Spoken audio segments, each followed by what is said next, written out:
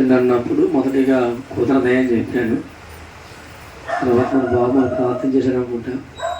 తర్వాత దేవుడి మాట రావడం ఒప్పుకోవడం జరిగింది. ఇది 5వ నెల. దేవుడికే మహిమ కలుగునే కాక. ఏం చెప్పాలి ప్రభా ఇంటిలో ఆలోచన చేసినప్పుడు చక్కని ఆలోచన, చక్కని మాటలు దేవుడు ఇవ్వబోతున్నారు. గమనించండి, మనిషిగా మన జీవితం భారం వంటి పరిస్థితుల్లో ఉన్నప్పుడు, బ్రతికే భారంగా మారిపోతున్నప్పుడు, మన భారం మోయడానికి ఎవరైనా ఉన్నారేమని కొన్ని సందర్భాల్లో మనుషులకు ఎదురుతూ ఉంటాం.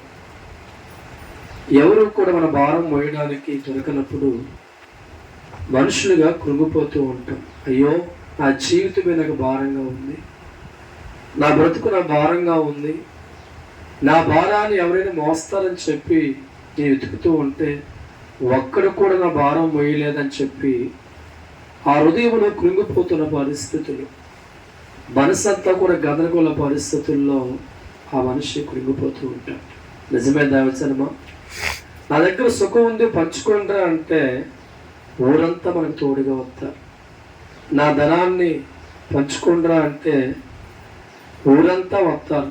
నేను సుఖంలో ఉన్నాను, నేను ఆనందంలో ఉన్నాను, నా ఆనందాన్ని పంచుకోండి, నా సుఖాన్ని పంచుకోండి అంటే ప్రతి ఒక్కరు కూడా చేతులెత్తి మేమున్నాము అంటారు. తప్పకూడదు గట్టిగా. హల్లెలూయా. నా జీవితం కష్టాల బట్టి పరిస్థితుల్లో కృంగిపోయి ఉన్నది, చెప్పుకోలేని బాధల బట్టి నా జీవితం అల్లాడిపోతుంది, నా బ్రతుకు నాకే భారంగా ఉంది, నానే జనులారా నా భారం పంచుకోండిరా అంటే మనం ఎవరో తెలియనట్లుగా, మనం ఎవరో వారికి తెలియనట్లుగానే వారు దూరం అయిపోతూ ఉంటారు. దేవుడి స్తోత్రం. అందుకే బైబిల్ అంటే చూద్దాం. సామెతల గ్రంథం 16వ అధ్యాయము 3వ వచనాన్ని జ్ఞాపకం చేసుకుందాం. నీ పనుల భారము యెహోవా మీద ఉంచుము, అప్పుడు దగ్గరగా తప్పనివ్వడం. ఒకసారి హల్లెలూయా. మన జీవిత భారాన్ని మనుషుల మీద పెట్టి బ్రతకదు అనుకుంటే వారు ఎంతకాలం మొయ్యలేరు, మోసే సంతోషం. దేవుడి వాక్యం అంటుంది, జీవితంలో భారం కలిగి ఉన్నావా? బ్రతికే భారంగా మారిందా? నీ స్థితిగతులు నీకు భారంగా మార్చబడ్డాయా? అయితే బైబిల్ అంటుంది, యెహోవా మీద ఆనుకో, నీ భారాన్ని దేవుడి మీద పెట్టు. సుఖాన్ని పెడితే అందరూ మోసేవారు ఉంటారు, కానీ నీ కష్టాన్ని పంచుకోమంటే జనాలు మారిపోతూ ఉంటారు. నా అప్పులు పంచుకుంటారా అంటే బంధువులు కంటికి కనిపించరు. రోగంతో ఎడుతున్నాను కాస్త పంచుకుంటారా అంటే కంటికి కనబడరు. కానీ దేవుడు అన్నాడు, నువ్వు బాధలతో ఉన్నావా, కష్టాలతో ఉన్నావా, అప్పులతో ఉన్నావా, మానసిక ఒత్తిడితో ఉన్నావా, బ్రతికే భారంగా ఉందా? అయితే నీ భారాన్ని యెహోవాకు అప్పగించండి. దేవుడి స్తోత్రం. ఏ భారం అప్పగించినా, ఏ రోగం దేవుడికి అప్పగించినా, ఏ సమస్య ప్రభువుకి అప్పగించినా దేవుడు వాక్యం అంటుంది, అప్పుడు నీ ఉద్దేశాలన్నీ కూడా దేవుడు ఏం చేస్తాడంట? సఫలపరచును. దేవుడి స్తోత్రం. ఈనాడు చాలా మంది జీవితాలు వారు కలిగి ఉన్న భారాన్ని మనుషులు తీరుతారేమో చూసి ఆశ పెట్టుకుంటూ ఉంటారు. బంధువులు తీరుతారేమో చూసి వారి మీద ఆశ పెట్టుకుంటూ ఉంటారు. చుట్టాలు బాగా ఉన్నారు కనుక, పుట్టుడు బలగా ఉంది కనుక, ఫోన్ కొడితే 100 మంది వచ్చేవారుగా ఉన్నారు కనుక నా భారం వాళ్ళు చెప్పుకుంటే వారు తీరుతారు ఆశపడేవారు ఉన్నారు. కానీ మనుషులు ఎవ్వరు కూడా మనిషి భారాన్ని మొయ్యలేడు. నీ రోగం నువ్వే మోసుకోవాలి, నీ భారం నువ్వే మొయ్యాలి.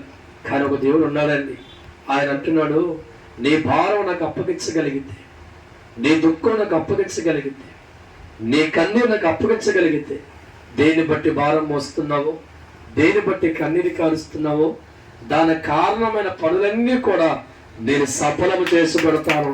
దేవుడి స్తోత్రం. ఈరోజు ఈ కుటుంబ సభ్యులు కూడా గతకాలం అంతా ఎవరొకరి మీద ఆనుకుంటూ తనకున్న జీవిత భారాన్ని పంచుకునేవాడు వెంకట. కానీ ఈసారి అతని జీవితం గమనిస్తే మనసులో బాధ కలిగిన, జీవితంలో దుఃఖం వచ్చిన, ఆర్థిక ఇబ్బంది కలిగిన, తోటి పనివారం బట్టి కన్నీరు వంటి పరిస్థితి ఏర్పడినా ఒక ఆయన చెప్పుకున్నాడు ఎవరికి దేవుడికి. దేవుడి స్తోత్రం.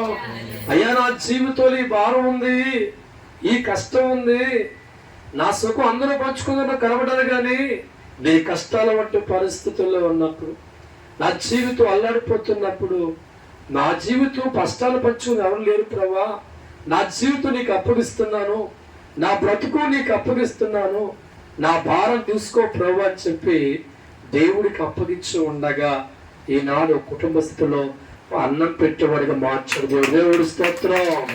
తనకి అన్నం పెట్టే స్థాయికి తన మారాడు, తల్లిని పోషించేవాడిగా మారాడు, సంత నిలబడి శక్తి దయచేశాడు.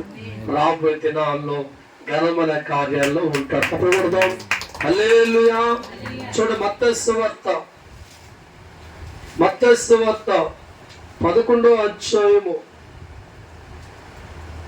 28వ వచనం ధ్యానం చేసుకుంది. ప్రయాసపడి భారం మోసుకొనుచున్న సమస్త జనులారా నా వద్దకు రండి. చాలు. దేవుడి స్తోత్రం. నాకు కరెక్ట్ గా చెప్పండి, పేకల దాకా అప్పుల్లో ఉంటే నీకు ఎవడైనా పిలుస్తా చుట్టాలో చెప్పేటబ్బా.